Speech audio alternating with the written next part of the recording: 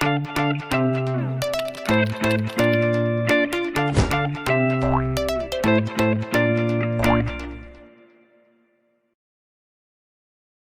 la carne y el producto del ganadero venezolano está reconocida como una de las mejores carnes del mundo. Los argentinos a lo mejor me escuchan y se molestarán.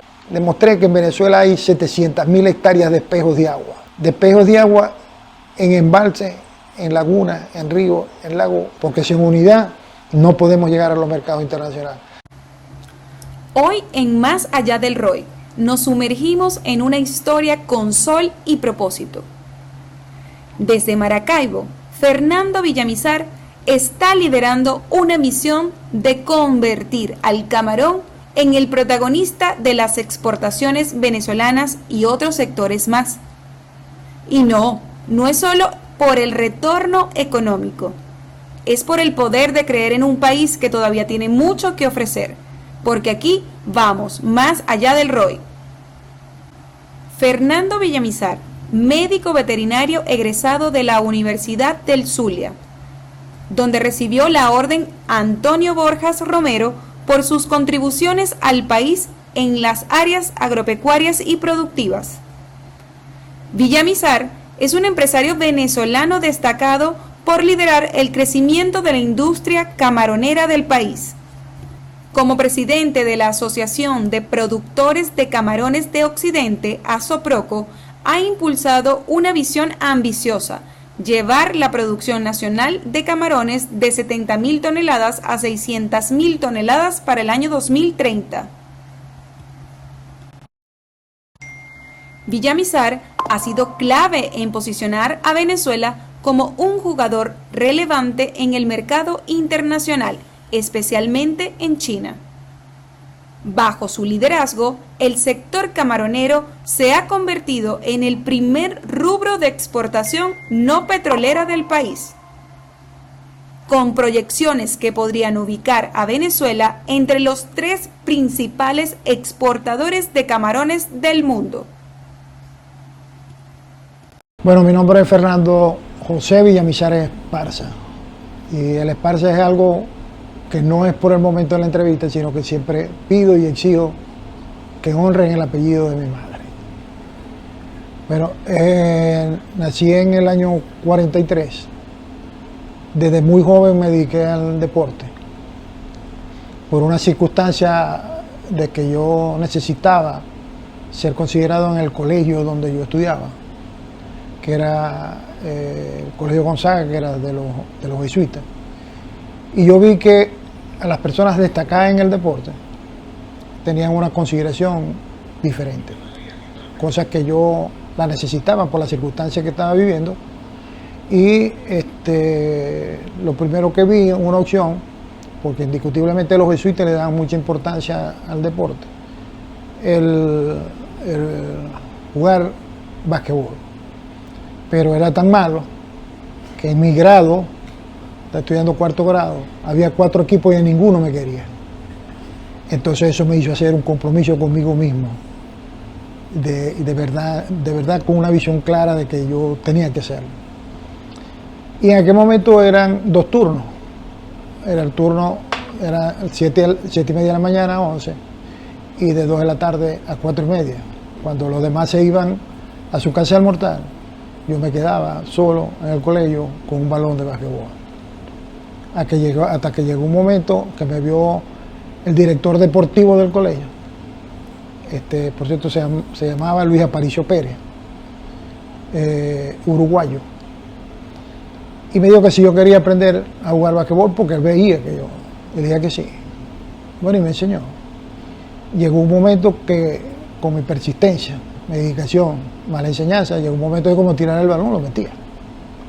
Entonces, cuando no me querían en los equipos de 4º grado, después fui el capitán del primer equipo de 4º, después fui de la selección del colegio, fui el capitán de la selección del colegio, después fui de selección del Estado Zulia, fui el capitán de la selección del Estado Zulia. Fui a 3 campeonatos nacionales de basquetbol y quedé campeón nacional en sentado los tres campeonatos. Fui un suramericano y después me dediqué al bowling y hacía natación. Y en el bowling tenía 17 años y me invitaron o clasifiqué por un torneo para jugar con los americanos, un Pro-Am, que fue en Chicago. Yo no competía contra ellos, pero sí compartíamos las mismas canchas. Y si hubiera competido con ellos, con los profesionales, que eran como 60, hubiera llegado de segundo en el promedio. Bueno, eso que este resumen, ¿por qué? Porque eso me dio algo muy importante para cualquier ser humano, que es la disciplina, la perseverancia y el compromiso de llegar hasta donde tú quieres llegar. Para mí los imposibles no existen. Estudié medicina veterinaria. Por supuesto fui también de la selección de básquetbol de la Universidad del Zulia. Y después comencé por el deporte, me llamó el grupo de las empresas Mendoza para que hiciera unas pasantías con ellos. En esta época era Protinal del Zulia. Hice las pasantías, terminé las pasantías y después me dijeron que me quedara como un becario. Y me pagaban, que para mí era una fortuna en aquel momento, 300 bolívares mensuales. Empecé a estudiar veterinaria. Cuando pasé para el segundo año de veterinaria, me gané la preparaduría de anatomía, que era la materia más comprometida en aquel momento. Y afortunadamente me ganaba también 300 bolívares. Eran 600 y vivía casi como rico. Un estudiante que no tenía mucho que gastar y con 300 bolívares. Bueno, eso que me quedé después como profesional 16 años con Protinano, lo que quiere decir que estuve en la industria avícola en mi inicio. Después en el año 84 compramos la finca, como dije, y me metí a ganadero. De la finca se me ocurrió la diversificación productiva de la finca, porque estaba a orilla del lago, me metí en la industria del camarón. Y como yo veía que ese era un producto que por lo menos del camarón del lago se exportaba, y los dos países donde se exportaban eran México y los Estados Unidos, yo dije que bueno, yo quería comenzar a producir camarones también, pero exportar no solamente para los Estados Unidos. Y me impuse el compromiso de aperturarle mercado a Venezuela. Aperturar el mercado a Venezuela, comenzando por el camarón, porque si bien uno hace todo el trabajo, o si hicimos todo el trabajo de hacer todos los protocolos que se requerían para entrar a Europa, la certificación se la dan al país y el país certifica a aquellos que cumplan y participan con lo que se llama el plan de control de residuos. Después, cuando en el 2016, si la memoria no me falla, yo dije, tenemos que buscar un mercado alternativo, que sea del mismo tamaño de lo que representaban los 28 países que conforman la Unión Europea. Y cuando hablé de China me llamaron loco, porque tú no sabes un compromiso con China tan lejos, el idioma, no sé cuánto. Bueno, pero ese es el mercado, porque es equivalente en volúmenes de consumo, ¿verdad? Los ingresos per cápita, el Producto Interno Bruto, eran parecidos en aquel momento al de Europa. Y cuando ya iba por la mitad del camino de las gestiones que venía haciendo, yo dije, definitivamente yo estoy loco por haberme metido en esto, porque al final tardé 6 años, 4 meses en certificar a Venezuela para China. Pero como yo digo, son gerencias por objetivo. No me iba a regresar después que me había iniciado, y yo iba hasta el final. Y un 6 de noviembre del año 2019 le avisaron, después de una reunión que tuvimos con el embajador de China en Venezuela, fijó una fecha tentativa para firmar el protocolo, que fue el 6 de noviembre del año 2019. Todavía no lo creía. Se firmó el 6 de noviembre del año 2019, me habían dicho a las 10 de la mañana y lo firmamos a las 10 y 20 de la mañana. Lo firmó el ministro porque yo no era competente. Y me hicieron la pregunta, Fernando, ¿por qué tú estabas seguro de que cuando se diera la reunión con el embajador ibas a lograr que aperturaran la certificación o que los convocara a las autoridades nacionales a firmar ese protocolo. Le dije, porque en los mercados internacionales no hay una cosa más valiosa y más significativa y más importante que vean el Estado junto con el empresariado. Y eso es lo que hemos hecho nosotros desde que comenzamos hasta ahora. Siempre hemos ido de la mano del Estado, porque nos correspondemos al Estado y nos correspondemos al país. El país somos todos los venezolanos y el Estado es parte de lo que es Venezuela. ¿Tiene preferencia por algún sector? Si una persona deseara especializarse en el sector de proteína animal, ¿cuál sería su recomendación desde su perspectiva profesional? Muchos me han hecho lo mismo, pero hablando específicamente de la industria camaronera. Yo siempre le pregunto, ¿qué experiencia tiene? No tengo ninguna. Cuando me dicen no tengo ninguna, yo les digo, ¿tú quieres vivir estresado? Dormir, medianamente poder dormir, tener que estar pendiente trabajando las 24 horas al día y no sentirte nunca en paz. No te metas a producir camarones en cultivo, porque eso es un cultivo extremadamente exigente. Solamente que se trabajan 24 horas al día y los 365 días al año. Tiene que estar midiendo constantemente una serie de parámetros, porque eso definitivamente es lo que te va a conducir a tener un producto de calidad. A raíz de los estudios que yo siempre he tratado y me he dedicado de conocer de mi país, porque estoy en el campo venezolano del año 1966, desde que empecé a estudiar el primer año de veterinaria. Cada día me asombro del potencial que tiene nuestro país. Me asombro del potencial exportador que tiene Venezuela. Y lo que hoy en día más me agrada y me gusta hacer es no solamente mostrar al mundo de lo que es verdaderamente Venezuela, no solamente mostrar al mundo de lo que es y perfectamente pudieran desarrollarse de manera de un mercado de exportación como es el sector ganadero, al cual también corresponde. Pero para poder llegar a los mercados internacionales, una cosa básica, fundamental, es que todos aquellos que participen en la producción de ese producto que se va a llevar a los mercados internacionales, tiene que haber una sólida unidad. No puede ser uno por un lado y otro por el otro. ¿Por qué? Porque hay protocolos que hay que establecer, que todos tenemos que cumplir. Porque si no, van a haber diferencias significativas entre la calidad del uno y el otro. Y la calidad mala del uno acaba con la calidad buena del otro. Y acaba con la imagen del país, que eso es lo primero que tenemos que cuidar.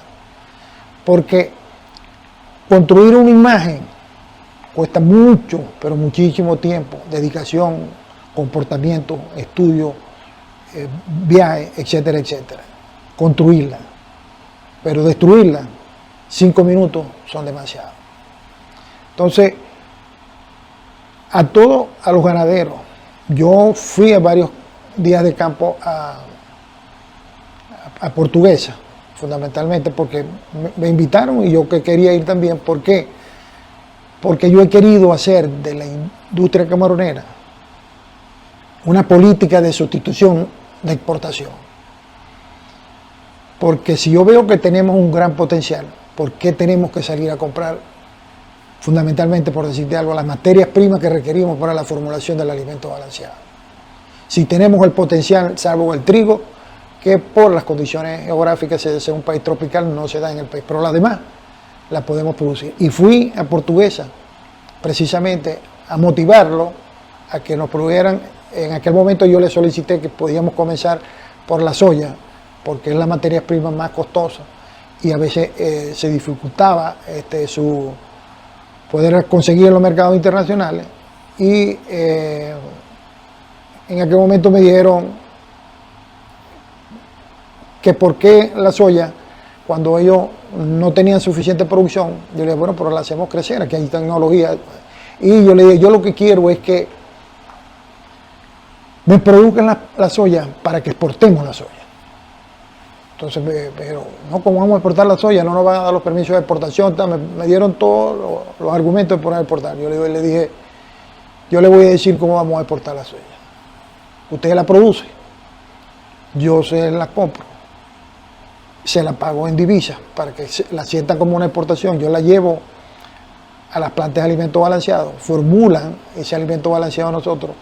Ese alimento balanceado se lo consume el camarón lo convierte en músculo, nosotros exportamos el camarón y junto con el camarón estamos exportando la soya. Esa es una manera de exportar la soya.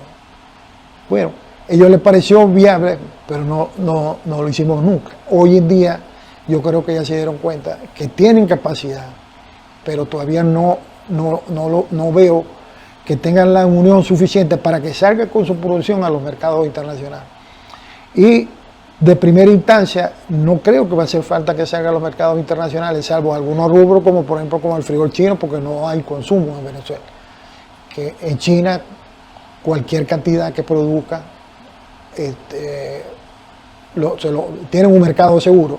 Y de hecho, yo se lo mencioné en el pasado, no me tomaron mucho la palabra, y hoy en día es uno de los rubros fundamentales de la exportación fuera del camarón que se está haciendo inclusive para China. Cualquier cantidad de toneladas de frijol chino que se produzca tiene ya un mercado seguro. Y así igual el ganadero, que de ahí yo vengo desde hace muchos años. Yo le digo, tenemos que unirnos, tenemos que certificar los mataderos, tenemos que cambiar los sistemas de matanza. Y tienen un mercado, o tenemos un mercado, y fundamentalmente el de Rusia, que Rusia lo que quiere es una carne depostada, que ahí donde está el negocio. No vender el animal en pie, no vender ni siquiera el canal depostado, en canales, sino totalmente depostado. Y si tú te pones a ver, por ejemplo, como yo estaba hablando de la diversificación productiva de la industria del camarón,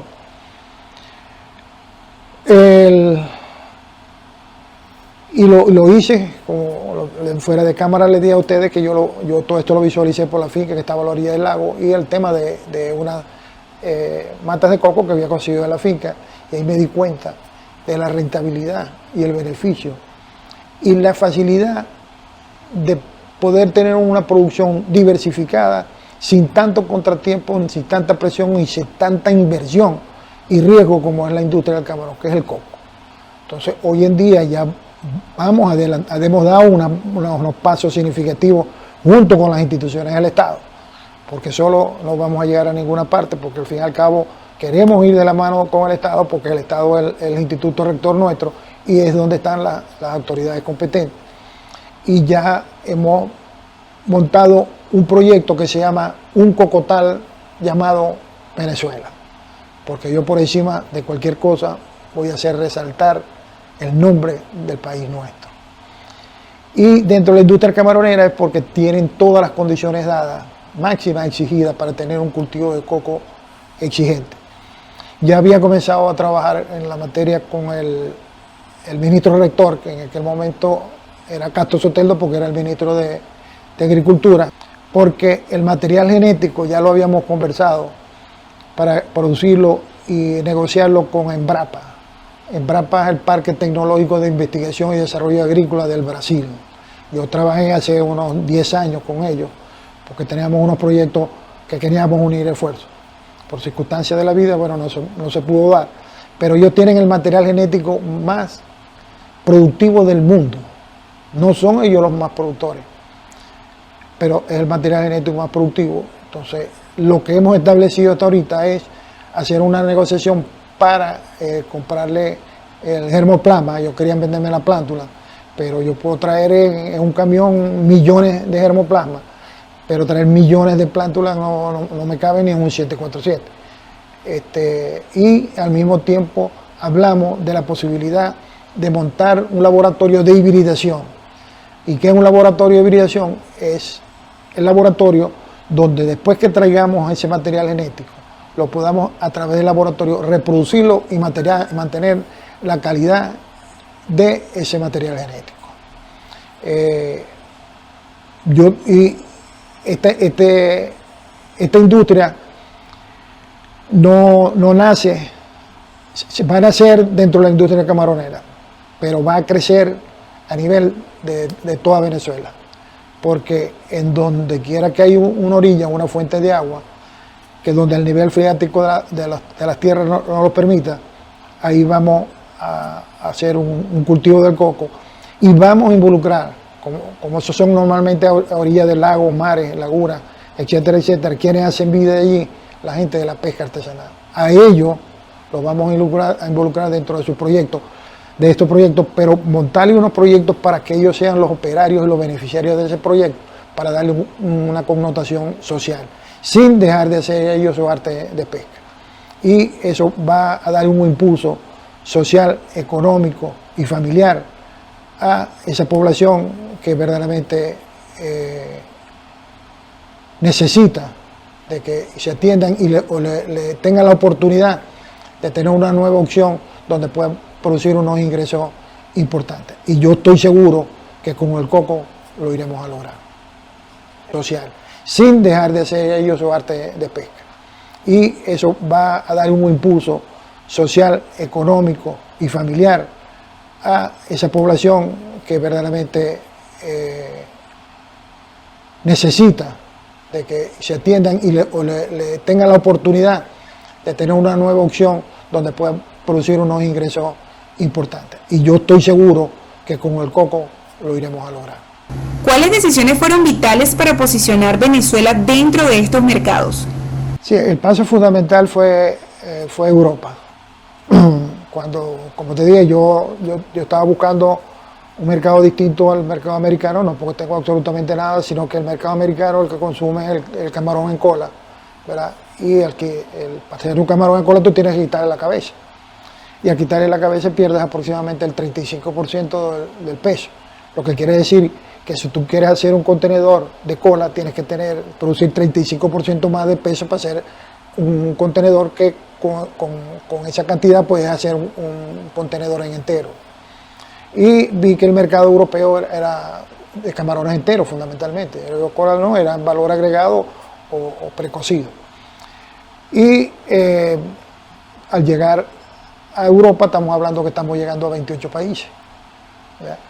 Después, en varias visitas que hicimos a Rusia, me di cuenta también de las necesidades que ellos tenían de muchísimas cosas o rubros alimenticios que Venezuela producía.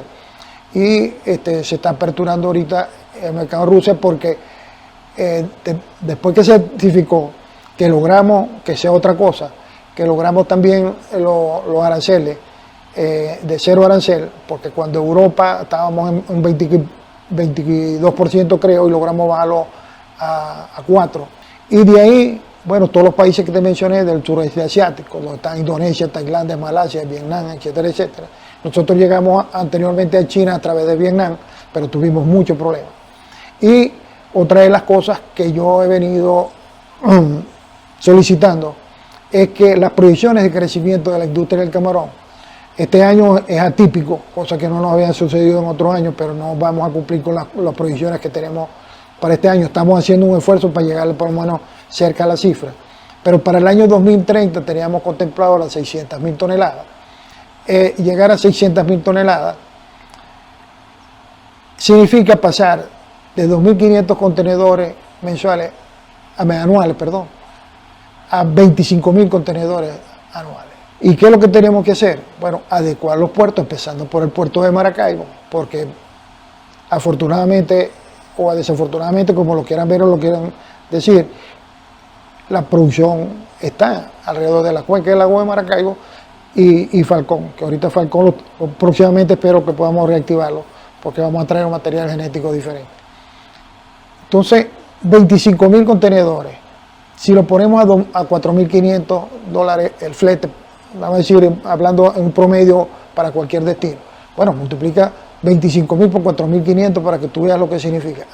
Vamos a hacer todo el esfuerzo, vamos a nosotros hacer la producción e incrementar la producción para que el negocio portuario y marítimo se lo lleve otros países, porque las líneas que llegan aquí son transnacionales, hay que comenzar. Por ejemplo, en Rusia, que ya está aperturado también ese mercado, tenemos el problema que no hay la ruta marítima para poder llegar a San Petersburgo. Ahorita ya se está implementando quizá un barco, pero quieren hacer que hagamos una transferencia en un tren, y hacer una transferencia en un tren con un producto tan delicado como el camarón, porque va en contenedores refrigerados, a veces es demasiado riesgoso. Recién estuve en Turquía, ya en Turquía entendieron y visualizaron, porque al fin y al cabo son turcos, la magnitud del negocio, y ya se están comprometiendo con enviar 2 barcos para Venezuela, ¿verdad? Hacer una ruta Turquía-Venezuela, Venezuela-Turquía, y de ahí poder buscar, inclusive poner un centro como de distribución a Turquía, porque Turquía está, una parte está en Europa y la otra parte está en Asia. Entonces es un centro ideal de distribución, pero ellos también están ofreciendo poder llegar a otros países con los barcos. Esa no es la solución, pero bueno, por lo menos hay unas relaciones de países, de ambos países bien importantes, y lo viví y lo sentí ahora cuando fuimos, y yo creo que comenzar con Turquía en este sentido va a ser, no solamente que ellos tienen un mercado importante en cuanto a la demanda y al consumo de productos hidrobiológicos, sino también que tienen los recursos y tienen la ingeniería y tienen las industrias que nos puedan permitir desarrollarnos de la mano de ellos. La pesca, que ya comenzaron a hacerlo, es uno. El sector ganadero tiene un potencial increíble, porque el sector ganadero tiene algo que yo estoy seguro que muchos de nosotros no lo tenemos, que es algo fundamental y elemental, que es la vocación por la tierra. ¿Okay? El ganadero, ¿quién es? Ya tiene generaciones que lo que viven es de la tierra, viven de la siembra del pasto, del ganado, etcétera, etcétera. Hoy en día tienen una producción importante de ganado, desde hace muchos años han venido cruzando y trayendo animales, haciendo un cruzamiento genético. Tienen ya establecido casi un animal de doble, o tenemos casi un animal de doble propósito, que si es hembra sirve para leche y si es macho sirve para carne.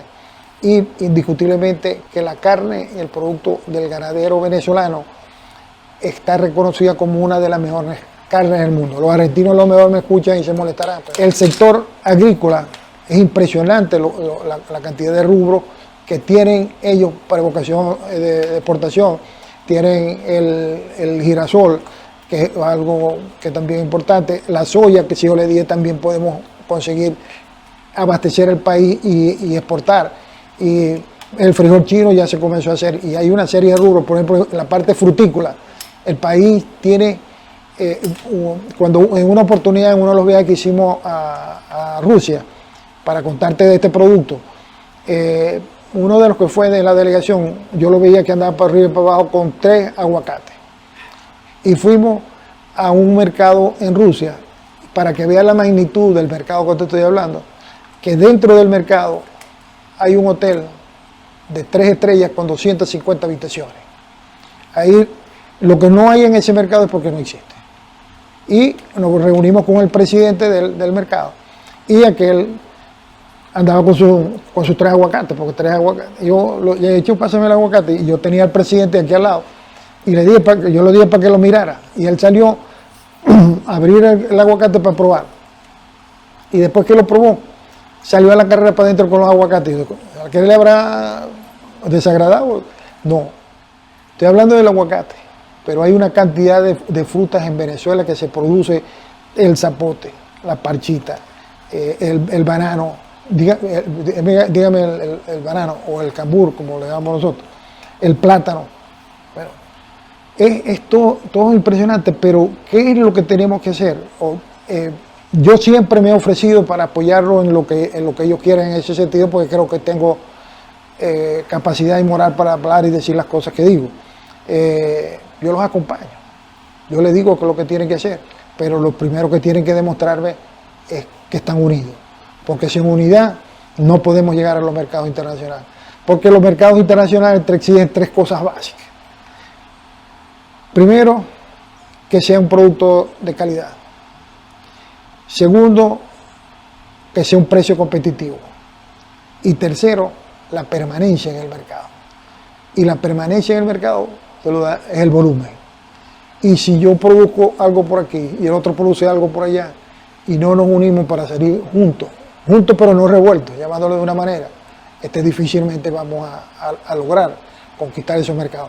Porque como lo dije también ahora, nosotros llegamos porque llegamos unidos y llevábamos unos volúmenes unidos, aunque cada quien tenía su cliente individual, pero seguía siendo y seguíamos manteniendo los mismos protocolos para poder garantizar que siempre, cuando hablamos del camarón venezolano, es un camarón de altísima calidad, porque todos hacemos todo el proceso del cultivo de la misma manera y no nadie aisladamente, sino que cuando vamos todos. Cuando dijimos vamos a tecnificarlo, porque yo le dije no podemos seguir creciendo en espejos de agua, vamos a comenzar a tecnificarlo porque es mucho más económico, va a ver los resultados a muy corto plazo y ahorita tenemos tecnología de última generación. Lo hemos cambiado tanto de que anteriormente nosotros producíamos aproximadamente 2 cosechas al año y exportábamos aproximadamente más o menos 2.000 kilos, 2.000 kilos por hectárea por año. Y hacíamos 2 cosechas. Y ahorita hacemos entre 6 y hasta 9 cosechas al año. Cuando tardábamos 120 días, 140 días, ahorita tenemos talla comercial a los 45 días. ¿Por qué? Porque juntos hemos comenzado a cambiar la tecnología. Hay ahorita un sistema de comederos automáticos que ya ahora ni siquiera tenemos que hacer la inversión en el equipo, sino que hay una compañía que está en Noruega que lo alquila, o sea, te cobran un arrendamiento y lo operan desde Noruega. Si no pagan la mensualidad, no funciona el comedero. Y eso es vital, porque anteriormente eso lo hacíamos manualmente. Tú le dabas el 65% de nuestra estructura de costo a un trabajador que anda en un bote repartiendo el alimento y lo repartía como a él le provocaba. Ahora no, con estos comederos tú lo puedes programar con un PLC, ¿verdad? Y le puedes decir a la hora que quieres que comience a regar el alimento, la cantidad que quieres que riegue y la frecuencia con que quieres que lo haga. Y le dice, yo quiero que hagas esto de 6 de la tarde a 10 de la noche o a las 12 de la noche, cuando anteriormente lo hacíamos a las 7 de la mañana y las 2 de la tarde. Que era o sea, si había un error que nosotros estábamos cometiendo y lo cometimos por muchos años, fue eso, porque ese no era el horario que el camarón come. El camarón comienza a comer después de las 4 de la tarde. ¿Y qué estábamos ocasionando? No solamente la pérdida del alimento, sino que ese alimento se iba al fondo, se convertía en una materia orgánica. La materia orgánica absorbe oxígeno, el oxígeno que necesitamos para mantener el camarón vivo dentro del cultivo. ¿Cómo ha sido el crecimiento del sector camaronero dentro del mercado? Precisamente lo que yo dije anteriormente. Si nosotros queríamos seguir conquistando mercados, teníamos que tener los volúmenes suficientes para poder atender los mercados. Y no atenderlo hoy o mañana, es tener ya un compromiso con unos volúmenes significativos. Eso fue básicamente lo que nos condujo, y para poder después hacer eso tuvimos que hacer todo lo que te mencioné anteriormente, la tecnificación. Y lo más importante, que todos nos unimos y creímos, o sea, apostamos a que esa era la vía y todos nos ordenamos en esa dirección y ahí están los resultados.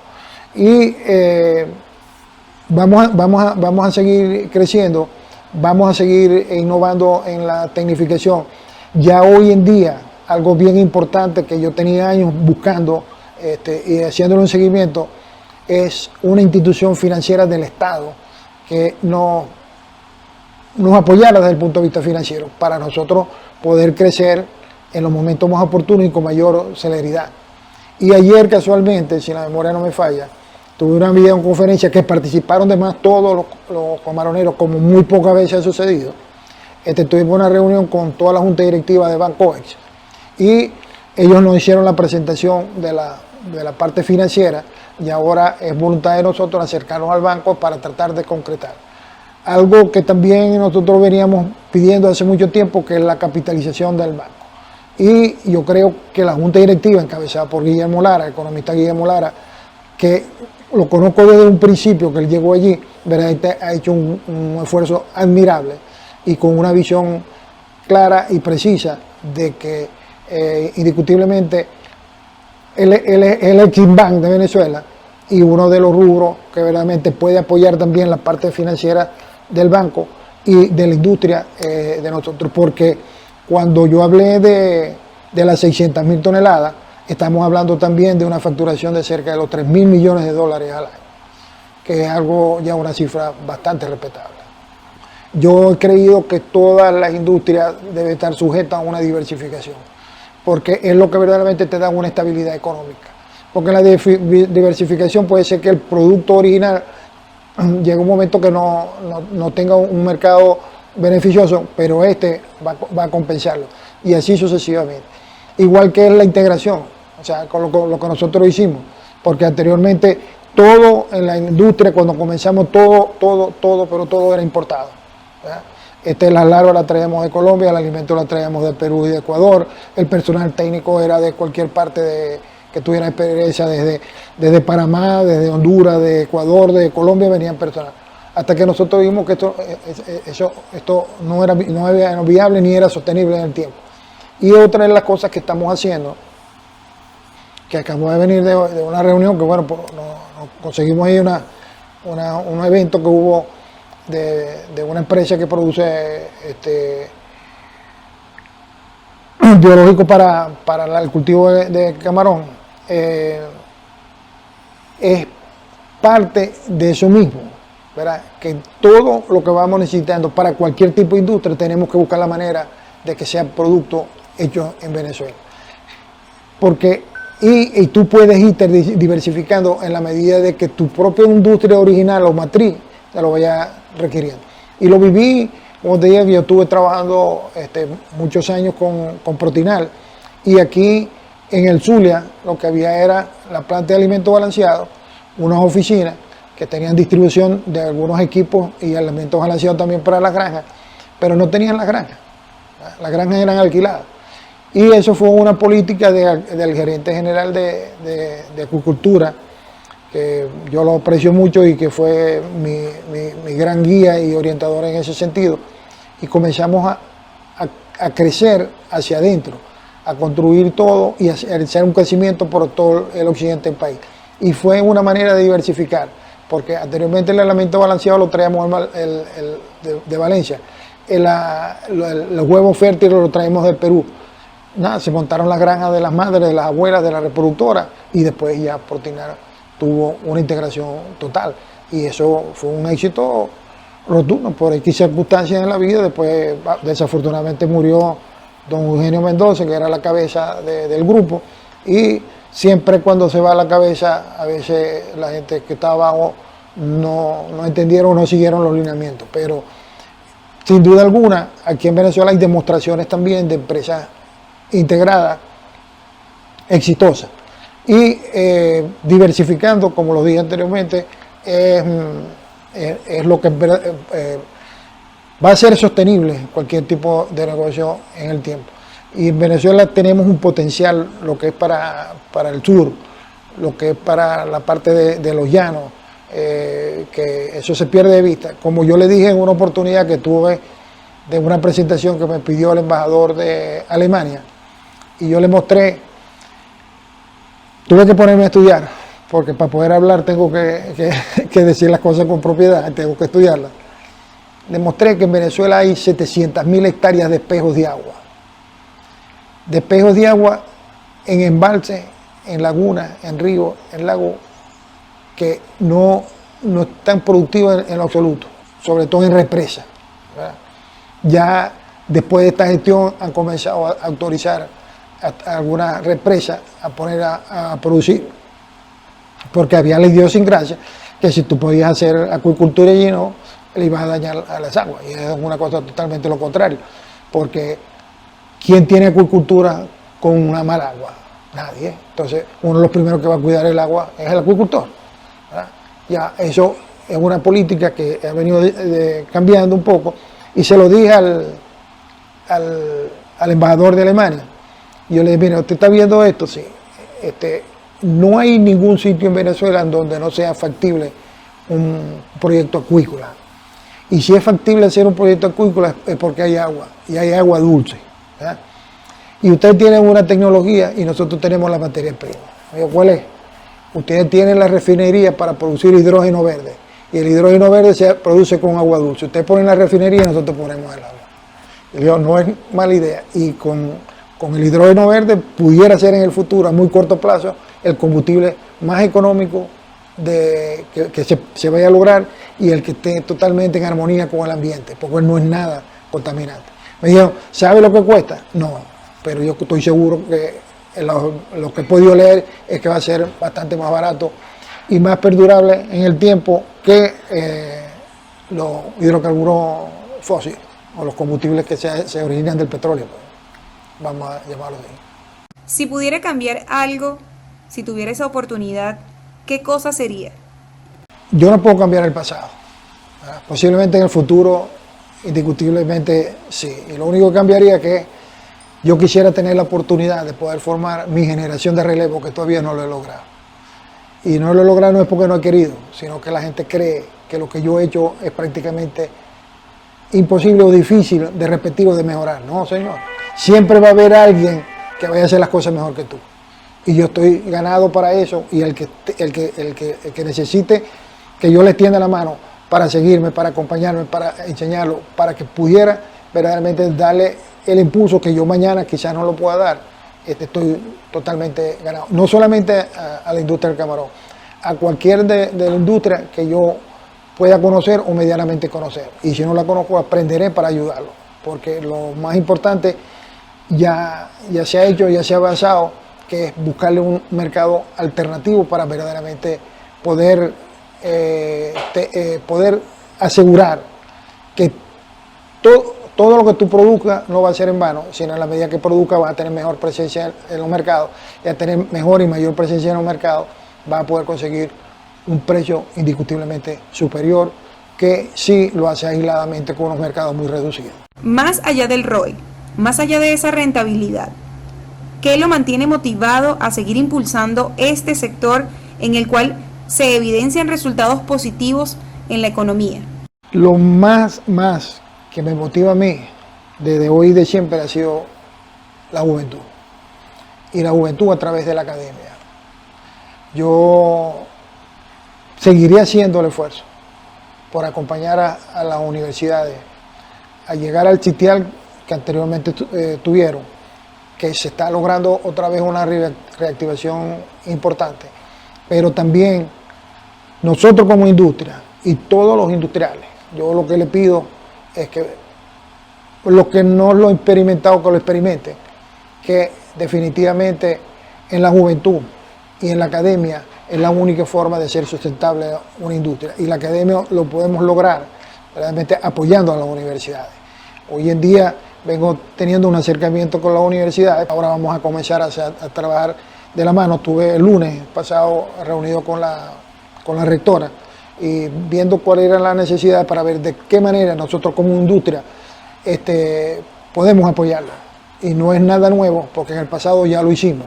Lo único que tenemos que volverlo a repetir, y repetirlo de una forma mucho más intensa que lo que hicimos. Que debemos ser nosotros, debemos ser todos aquellos que de una u otra manera hacemos vida en el Estado, y mucho más aquellos que le debemos todo a la Universidad del Zulia. En este caso yo me siento extremadamente comprometido, porque de allí vengo, y todo lo que tengo, todo lo que pudiera tener en el futuro, se lo debo a la Universidad del Zulia.